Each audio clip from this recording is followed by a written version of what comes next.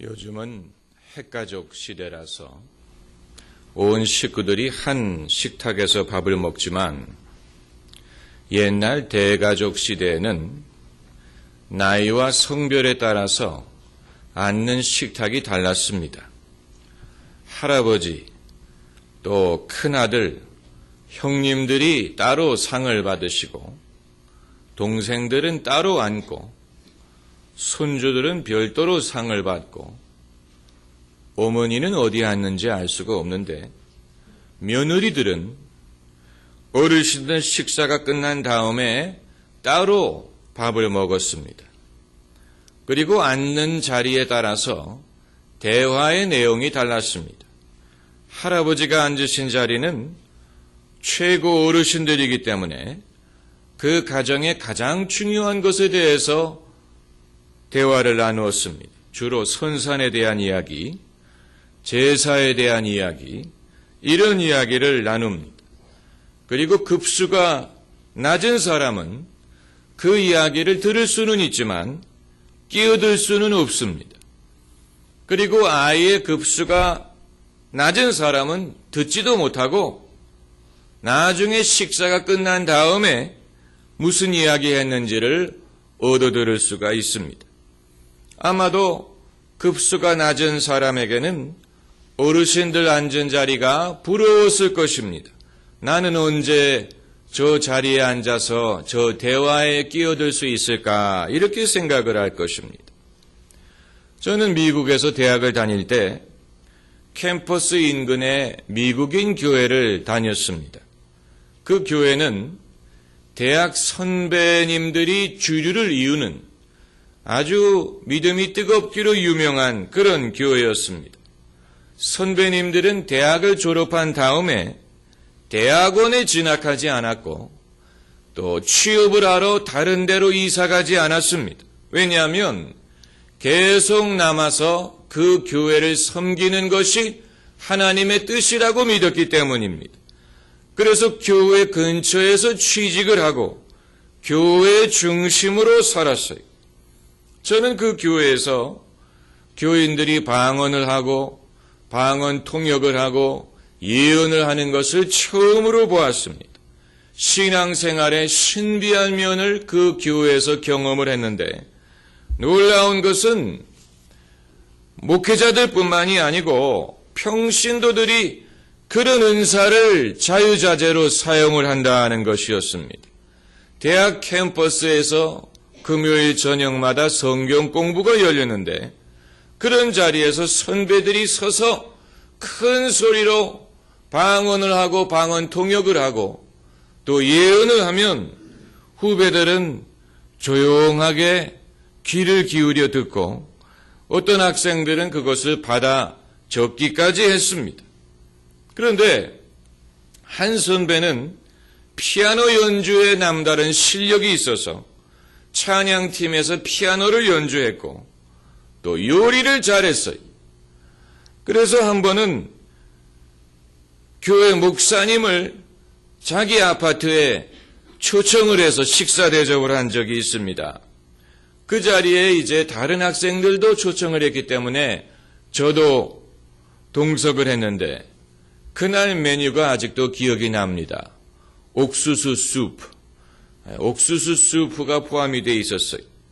제가 정말 놀란 것은 식사가 끝날 즈음에 그 선배가 담임 목사님에게 간절한 목소리로 뭐라고 말하냐면은 목사님, 주님께서는 목사님이 주님을 더 가까이 하시기를 원하십니다. 라고 권고를 하는 것입니다.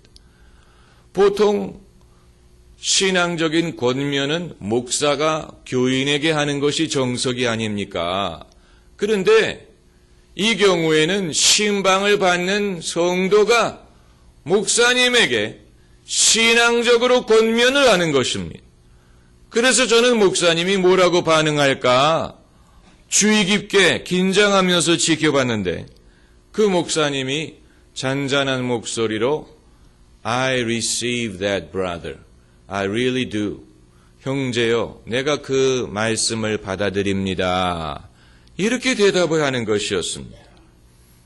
저는 목사님 앞에서 신앙적인 권면을 하는 성도에 대해서도 놀랍거니와 그것을 받아들이는 목사님에 대해서도 정말 놀라운 일이었습니다.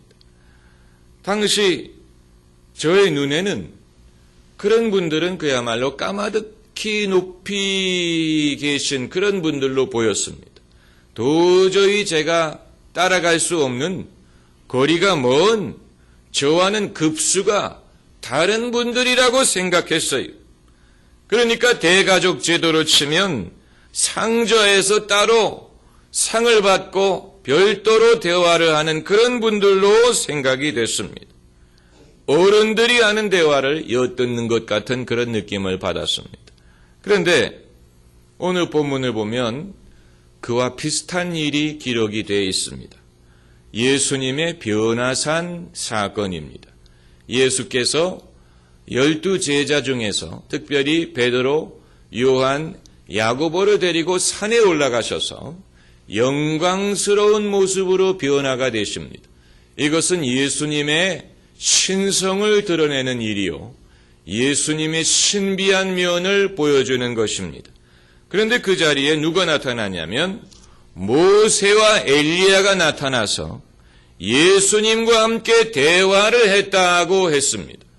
여기에서 모세와 엘리야가 각각 대표하는 것은 율법과 선지자입니다. 모세는 율법을 대표하고 엘리야는 선지자를 대표하고 율법과 선지자가 바로 구약 성서를 요약하는 것입니다. 그러므로 율법과 선지자가 예수님과 함께 얘기했다는 말은 예수 그리스도는 율법과 선지자에 의해서 증거를 받으시는 분이라는 뜻을 가지고 있습니다. 이들이 예수님과 함께 대화를 하는데 그 대화의 주제가 무엇이냐면 장차 예수께서 예루살렘에서 별세하실 것에 대하여 얘기를 했다고 했습니다. 여러분, 이것이야말로 놀랄 노자입니다.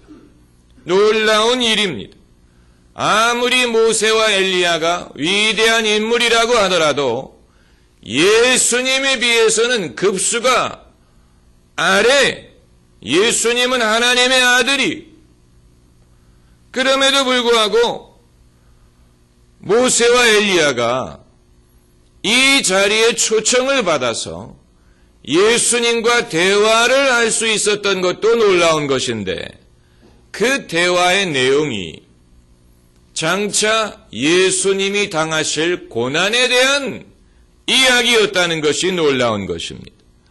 여러분, 예수님이 사람들을 만나서 대화를 나누실 때는 보통 그들의 문제에 대해서 말씀하셨습니다. 그들의 신앙에 대해서 말씀하셨습니다.